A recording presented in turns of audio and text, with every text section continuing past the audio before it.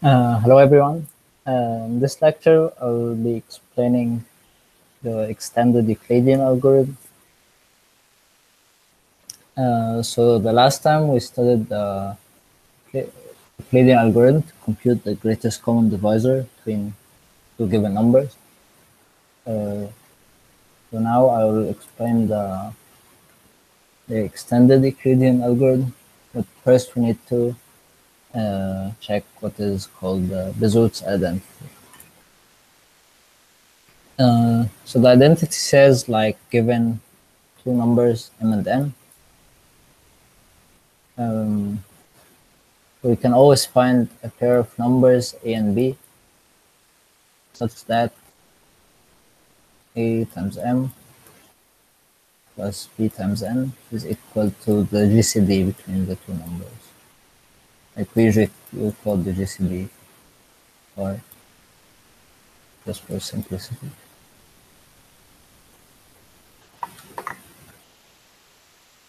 Um,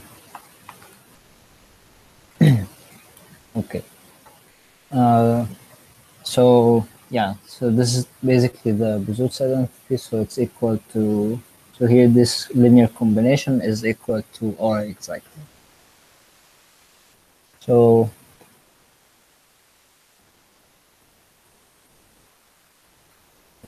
okay, we know, like earlier, that any linear combination of m and n has to be a multiple of R. Uh, so here, at least this condition is satisfied. And however, we could have also, like, here some constancy multiplied by the R. What the Bezout's identity get, it's like makes sure that this C is equal to 1. So here we get the least positive multiple of R. So the proof here will be done by construction, and it's just extending the Euclidean algorithm.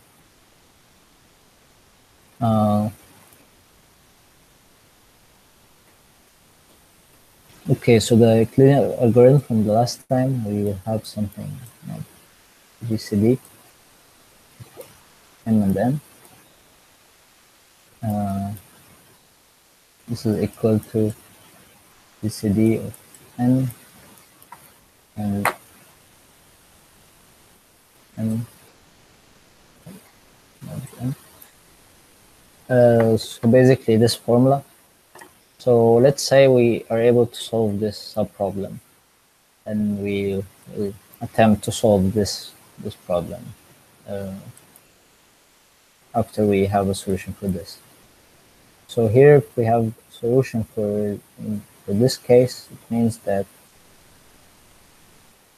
we'll have like two numbers, a1 times n plus b1 times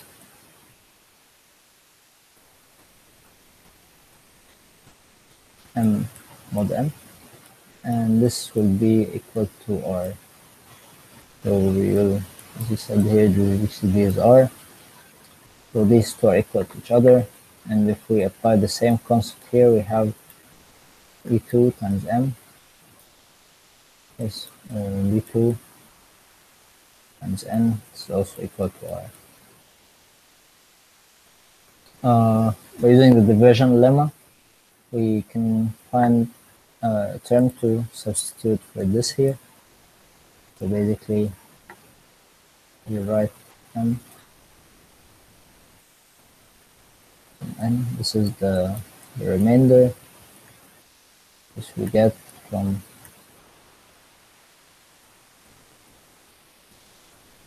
using this formula. So here we take the m, and we subtract from it the highest multiple of n that is lower than m, or equal. So that's why we do the flooring here. So once we substitute with this formula,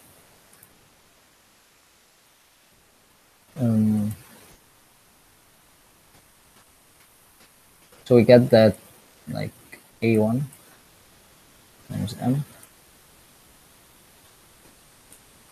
sorry, times N.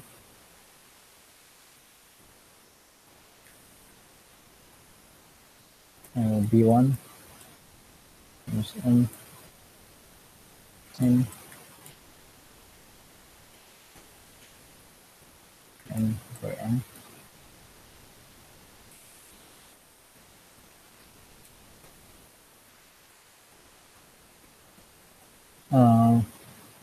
So this is equal to R, which is equal to E2M plus E2 times N. If we reorder this equation, this first one, and we get something that looks like this. So N times V1 minus V1 N over N plus V1 times N. This is equal to A2 N plus B2 times N. So basically we can see that this part here, which is the product of the N, is equal to this. We can make it equal to this part, and this we can make it equal to this part. So here we get that so B2 is equal to A1 minus B1 over N, like that, and then the A2 equal to B1. So if we get back to this slide, this one, so we'd say that if we can solve so this case, then basically we know how to solve the other thing. So if we know how to solve this, we already know how to solve this by using substitutions we derived here. And as a base case, we have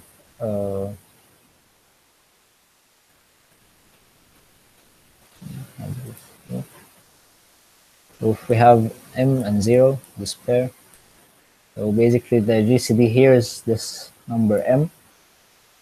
So we can have A times M plus B times 0. This is equal to the GCD. So here the A has to be equal to 1. And the B can be anything, but for simplicity we'll use 0.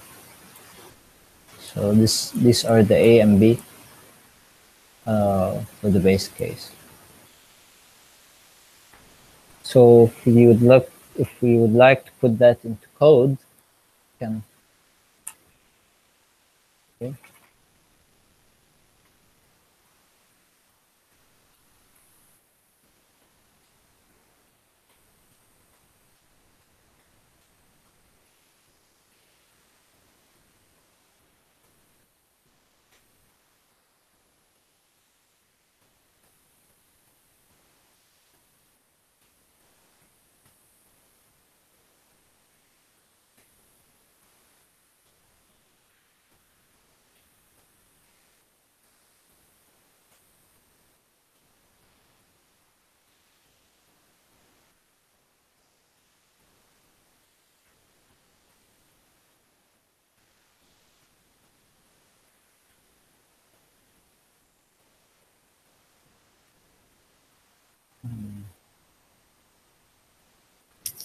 Here we get the formulas again. So here we have the new A is equal to the old B. And then new B is equal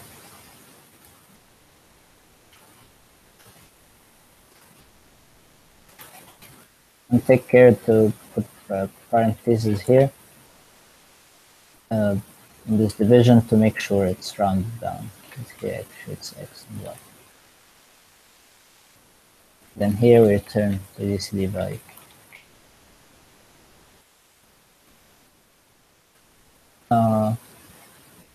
So as you can see here, this is the extended Euclidean algorithm, and here take the A and B, and we take them. If you don't know C++, this means we take this variable by reference.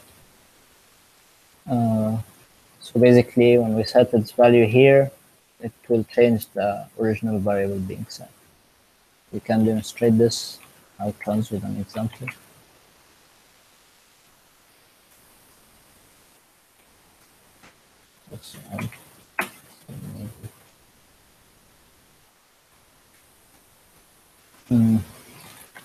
Say,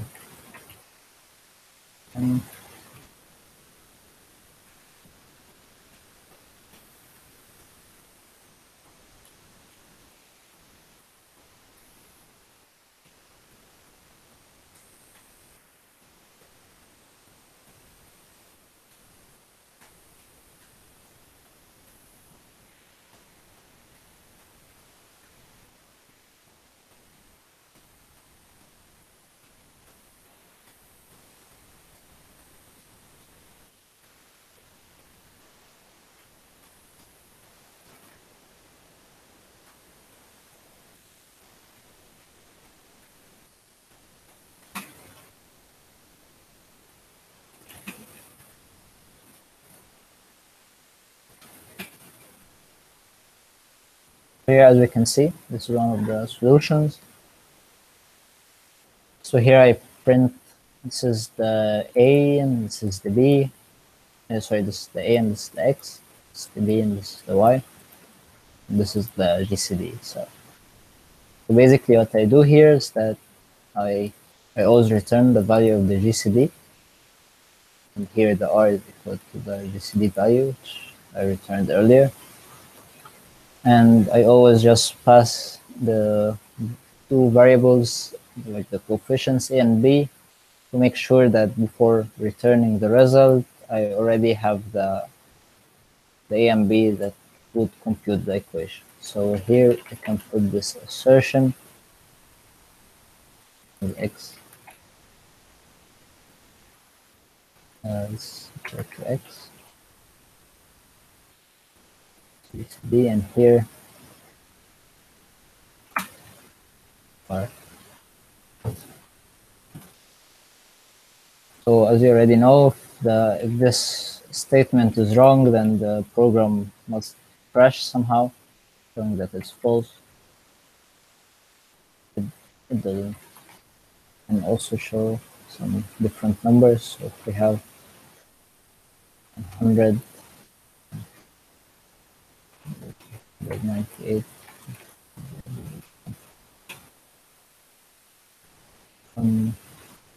yeah, this is one example here.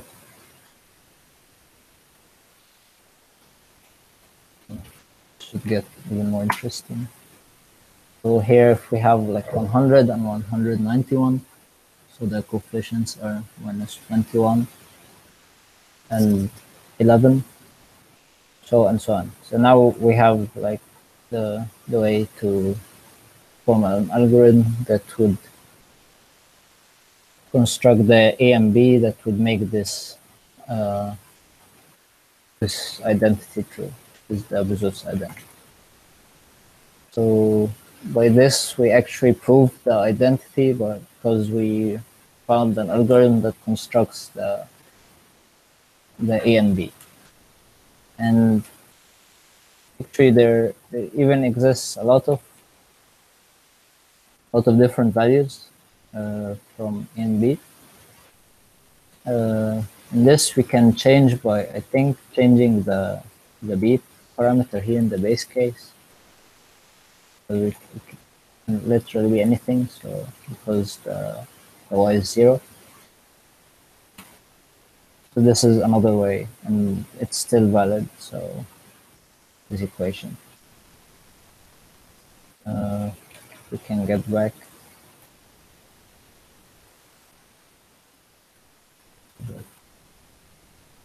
and 8. So see here we have like the a is equal to -19 and the b is 29. So it's not, it doesn't have to be exactly the same coefficients and so on.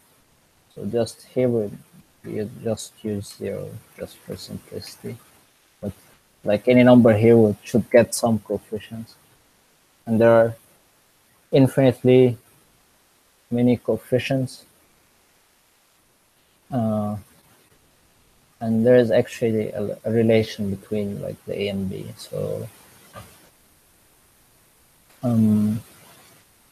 I can study that in a later time. So here we have the extended Euclidean algorithm. So that's it for now. So thanks for watching.